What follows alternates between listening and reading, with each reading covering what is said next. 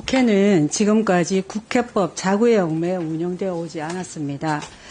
헌법과 국회법 명문 그대로 준수하는 것도 중요하지만 국회는 국회법이 정한 범위 내에서 전통과 관례를 지키며 합의 정신으로 운영됐습니다. 그렇기 때문에 우리가 지금 22대인데 지난 21대 전 20대까지는 서로 이 원칙을 지켜서 소수자를 배려하면서 과거에 우리가 다수당일 때나 민주당이 다수당일 때나 서로 소수당에게 국회의장이 아닌 소수당에게 법사위원장 몫을 배정하기도 했습니다. 그것은 국회법을 준수하고 싶지 않아서가 아닙니다. 국회법을 준수하지만 그러나 국회가 국회 운영에 있어서 정부를 견제하면서도 함께 국민을 위해서 특히 우리 보건복지위는 우리 국민을 위해서 국민민복 더 구체적으로는 국민의 생명과 건강 정진, 사회적 약자 보호를 위한 이런 대의에 공감했기 때문이라고 저는 생각합니다.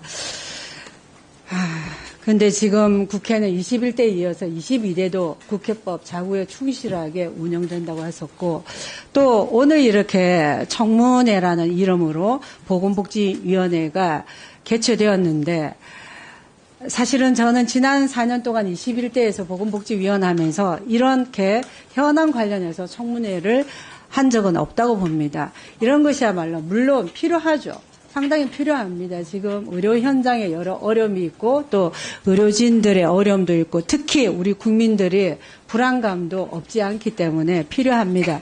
그러나 제가 우리 국회에 협치의 정신, 배려의 정신을 좀 존중해 주셨으면 해서 어제 위원장님을 찾아뵙고 오늘 일정만이라도 좀 변경을 해 주시기를 그리고 국회법에 따라서 의사 일정은 여야 간사의 협의에 의하는 그걸 좀 해주셨으면 하고 바랬는데 물론 이미 전부 의결을 거쳤고 또 증인 참고인에게 통지 절차를 거쳐서 이걸 변경하기 어렵다는 그 취지의 말씀도 충분히 이해하지만 그러나 그것은 조금만 노력하면 할 수 있지 않았나 하는 생각이 듭니다.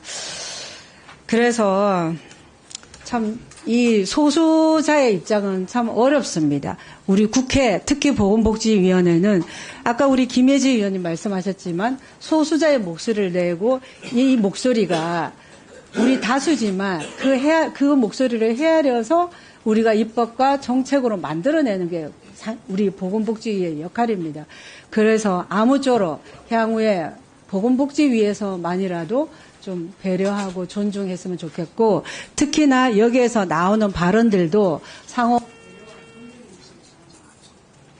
네, 더불어민주당 서울 강서갑 강선우입니다. 위원장님 그 상임위 운영에 있어서 배려도 중요하고 존중도 중요하다고 생각을 합니다. 다만 그것은 기본을 지킬 때 이루어질 수 있는 일이라는 말씀드리고요. 그리고 국회법 관련해서 물론 국회가 전통, 관례 이렇게 하면서 많은 유연성을 가져왔죠. 다만 그 유연성 또한 국민적인 공감이 있을 때 힘을 발휘할 수 있다는 생각을 합니다.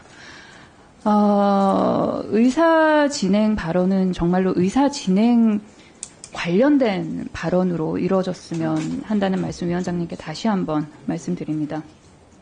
국회가 25일 만에 제대로 돌아가려고 겨우 이제 원구성이 끝났습니다. 그 전에 정부 여당을 제외한 야당은 국민들의 여러 가지 민생 문제를 해결하기 위해서 특히 의료대랑 관련해가지고 해결하기 위해서 발로 뛰고 정말로 정신없이 열심히 달려왔습니다. 다만 여당이 안 들어왔던 거죠. 그리고 청문회가 열린 것이 굉장히 이례적인 상황이라고 했는데 이례적인 상황 맞습니다. 그런데 보건복지위 이외에 다른 상임위들도 청문회가 많이 열리고 있죠. 그렇다면은 이 청문회가 열리게 된 그런 이유와 배경, 이례적인 윤석열 정권에 대해서 한 번 좀 반추를 해주셨으면 한다는 말씀드리고요. 그리고 이거는 조금 다른 이야기긴 한데 그 국가가 존재하는 굉장히 중요한 이유 중에 하나가 그 사회적 약자, 소수자의 인권 기본권을 보호하기 위한 것이죠. 이 사회적 약자 그리고 또 가끔 우리가 또 다르게는 소수자라고 표현하는데요. 이것과 그리고 선거에서 심판을 받은 결과로 받아든 숫자가 적은 것, 이 단어는 혼동해서 사용하지 않았으면 좋겠다는 말씀드립니다. 자료 관련해가지고 자료 요구 관련해서 말씀드리겠습니다.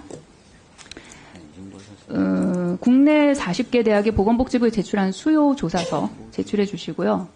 보건복지부 의학교육점검반 명단, 의학교육점검반이 작성한 40개 대학별 서면 검토 및 현장 점검 결과 보고서 제출해 주시고요. 보건복지부가 의대 정원 2,000명 증원에 대해서 대통령실, 국무조정실 보고한 날짜, 기획재정부에 예산 협의한 내역 제출해 주십시오. 국회 증언 감정법 제4조 관련해서 말씀드리겠습니다.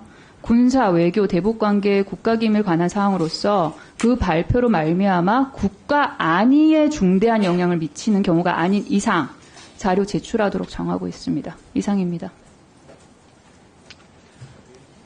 강선우 간사님 말씀 중에 김미애 의원님께서 짧게 꼭 말씀을 하셔야 되겠다 그러셔서 다시 한번 기회를 좀 드리도록 하겠습니다.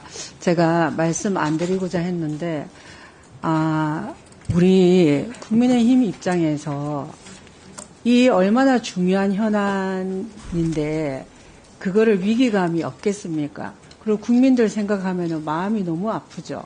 그리고 어떻게든 빨리 해결하고 싶으나 그러나 역대 우리 국회 원구성에 있어서와 지금은 너무나 비정상적이라는 데 대해서 우리는 공감을 합니다. 물론 민주당은 그게 공감하지 않겠지만 그러나 그게 역대는 기록으로 사실 남아 있습니다. 그걸 보면서 제가 우리가 그래도 조금이라도 우리 보건복지만큼은 유연성을 발휘해 주십사 했고 이 청문회를 보이콧하기 힘들죠. 어제 우리는 원구성이 우리 당으로서는 겨우 된 측면인데 그래서 오늘 보시다시피 못 오신 분도 계십니다.